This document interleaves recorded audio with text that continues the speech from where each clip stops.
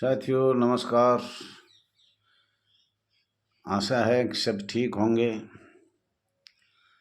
साथियों काफ़ी दिन से बहुत संघर्ष हो रहा है, सभी प्रदेश कर रहे हैं, सभी यूनियन कर रही है, तो उनका धन्यवाद है।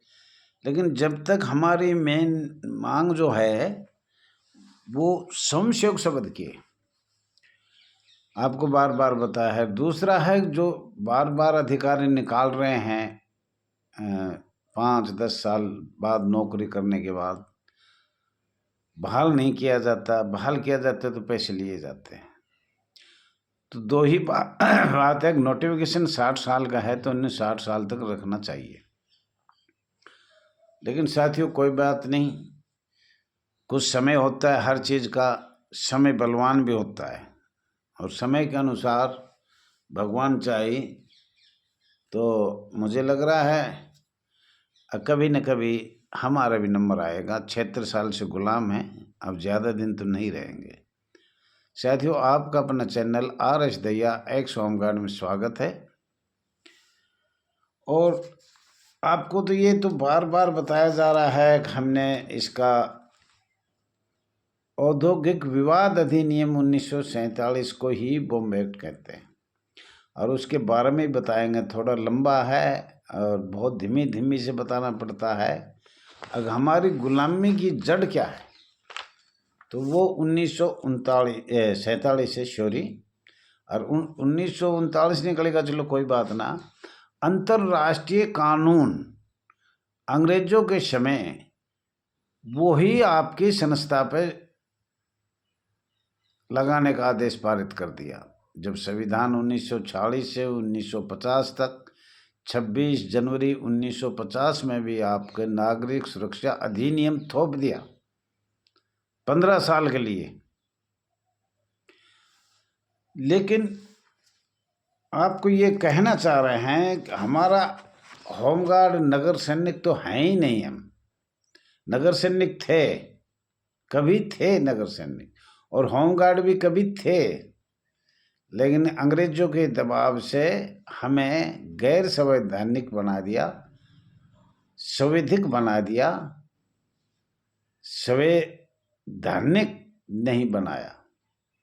अगर संवैधानिक होते तो आज हम भी कुछ ना कुछ होते, लेकिन संवैधानिक और संविधान से हमें इतनी दूर वंचित रखा गया।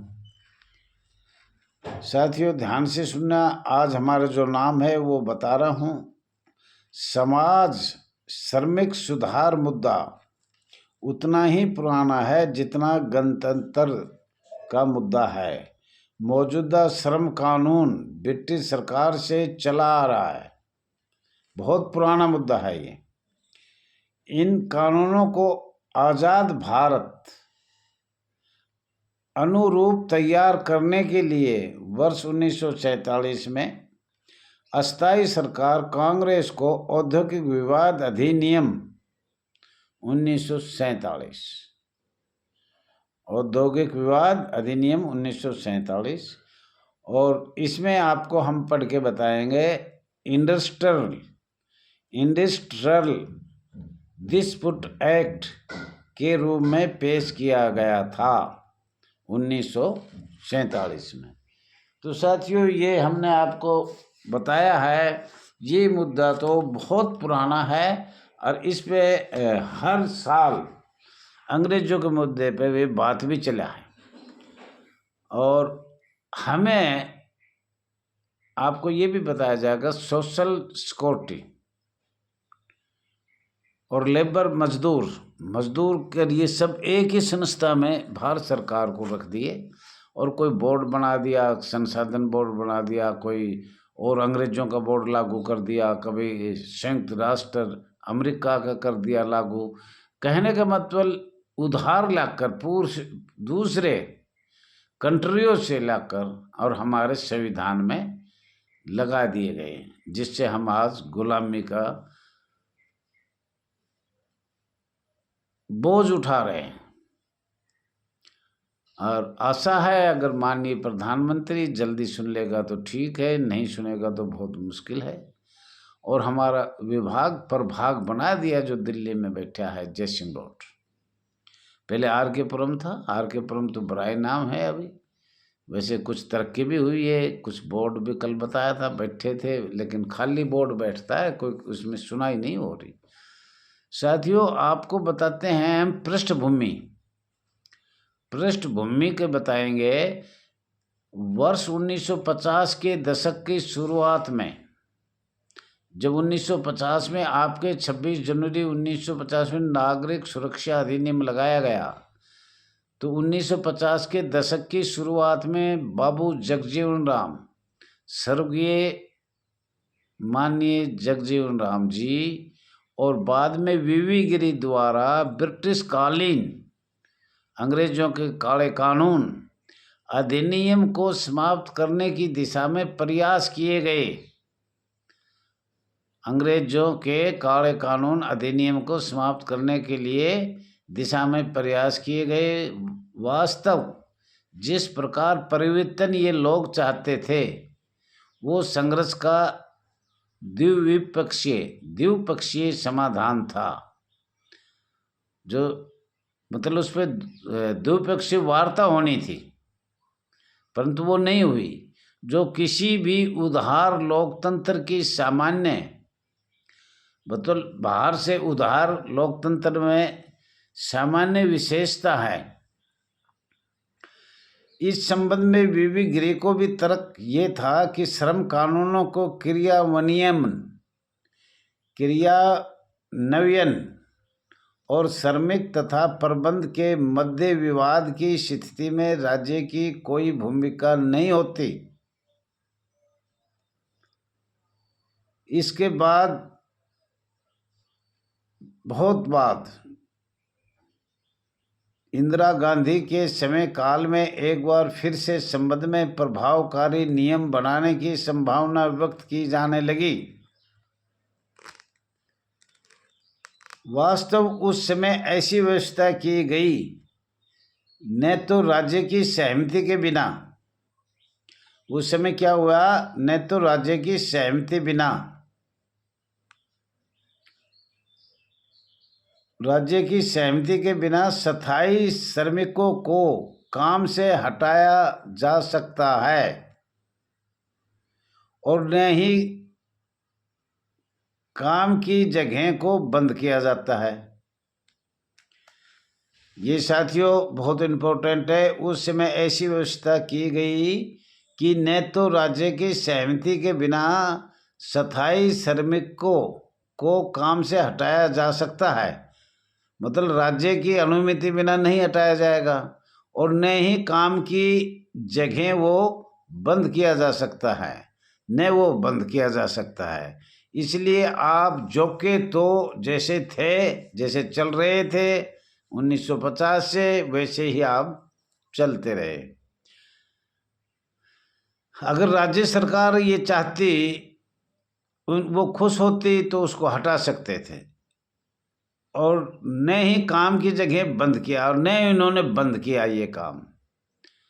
और साथियों, बंद इसलिए नहीं किया कि आपको पता है सबसे ज़्यादा ऐड आती है तो वो CTI में आती है। CTI एक केंद्र का है, परमानेंट नौकर है, वो कहाँ जाएंगे?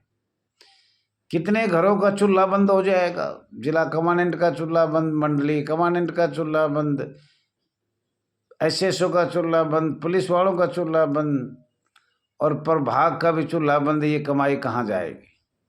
RK पुरम तक ये कमाई पुलिस के जरिए एक जिला जो SP होता है, कमांडेंट उसके अंडर में काम करता है, सब पैसे नहीं लेते पुलिस वाले। 1 सेकंड में जेवड़ी का सांप का जेवड़ी बनाते, परंतु पैसे तो सबको जा रहे हैं।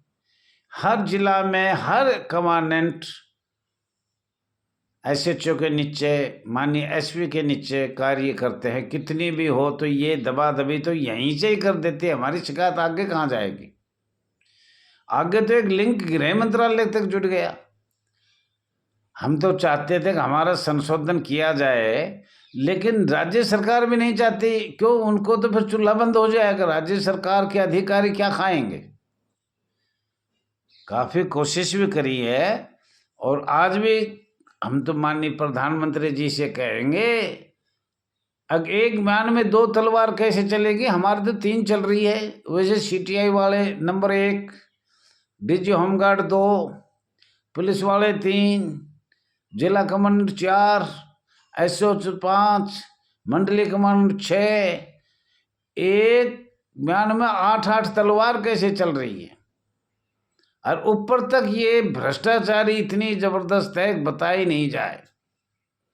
और साथियों, ये अभी हमने उत्तर प्रदेश और छत्तीसगढ़ से और अन्य बहुत से प्रदेशों से आ रही है, रिश्वत लेते लिखवा लेते कि हम रिश्वत नहीं दी, डंडे मारते हैं। हमारे जवान, होमगार्ड जवान जिला कमांडेंट के सामने पेश नहीं होते। प्लाटून कमांडर, इंस्ट्रक्टर यही पैसे खाने वाले होते हैं और सबसे ज़्यादा पैसे खा रहे हैं। और जिला कमांडेंट डांट मारता है और पीटता है, पीटे हुए कई आपके सामने आ रहा है, व्हाट्सएप पर है, सोशल मीडिया पे डल रहा, फेसबुक पे डल रहा, कहीं भी देखो आपको।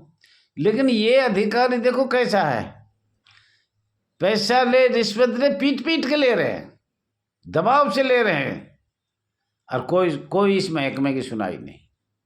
क्यों? पैसे तो ऊपर तक जा रहे हैं ना। हमने बार बार बताया है, अंग्रेजों की पुलिस है, 1861 की पुलिस है ये।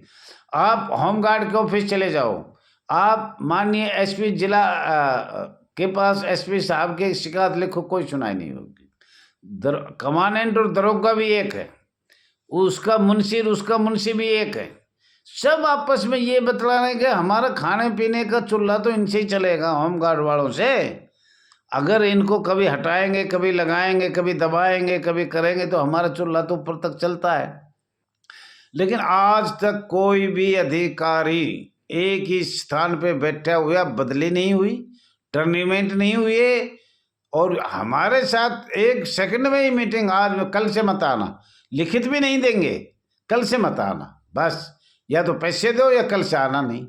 तो ऐसे महकमे में रहना भी मुझे लग रहा है कि दुब्बरे, हमारी तो ज़िंदगी ख़त्म ही हो गई। लेकिन मैं चाहता हूँ भविष्य में जो जवान आए उनके लिए तो कुछ ना कुछ हमें सबको सोच के करना चाहिए। अब भाई इसका संशोधन कैसे हो सकता है इन अधिकारियों का, जो इतनी मार मार के, पीट पीट के पैसे ले रहे हैं, दलाल से भी पैसे ले रहे हैं। दलाल भी होते हैं इनके, हमारे में से दलाल भी होते हैं। तो साथियों, ज़्यादा न कहते हुए सब्सक्राइब करो, लाइक करो, शेयर करो, कमेंट करो, ये आपसे बार बार अपील किया जाता है। और स्वयंसेवक शब्द और नोटिफिकेशन 60 साल का है, जब तक हमें सेवा लेने का अधिकार दिया जाए। और ऐसे ना हम रिश्वत दे तो हमारी नौकरी चलती रहेगी, नहीं रिश्वत दे तो हटाओ। लाखों होमगार्ड जवान आज भी घर बैठे घूम रहे हैं, क्या करें? या तो रिश्वत दो, या इनके दबाव से मान लो, या ये जो भी कहे वो वैसे करना पड़ेगा। थैंक यू साथियों, धन्यवाद साथियों।